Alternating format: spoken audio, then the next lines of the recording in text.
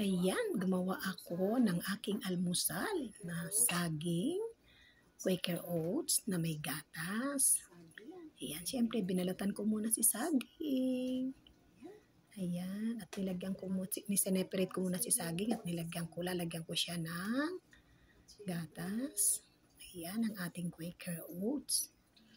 Ayan po. At isunod natin ang asukal na pula. Ayan, pulang asukal talaga ginagamit ko. Pero hindi naman ako madalas mag-asukal.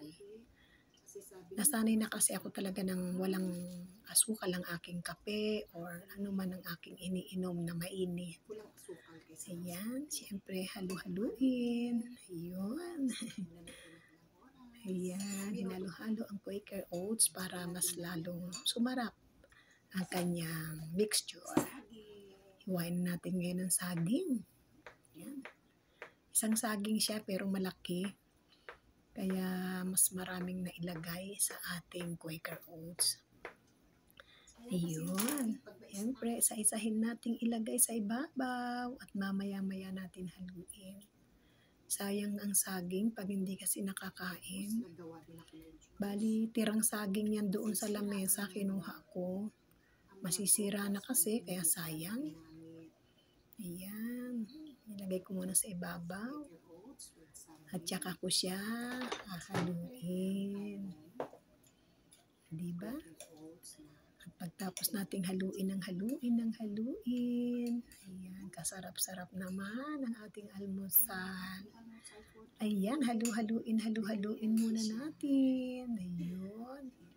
Tsaka natin siya lagyan ang baso, lalagyan natin ng juice. Ayan, separate muna natin at ating kunin ang juice na ginawa. Bali orange yan, nilagyan ko ng lemon na kalahati lang naman. Ayan. Nilagay natin siya sa parang garapon, pero as in garapon talaga siyang maliit, pero uso yan dito bilang baso. Yan din ang ginagamit ng mga amo ko. Pero malaki dyan naman sa kalat. Ginagamitan na ng straw. Ayan po ang ating almusal for today. Ayan.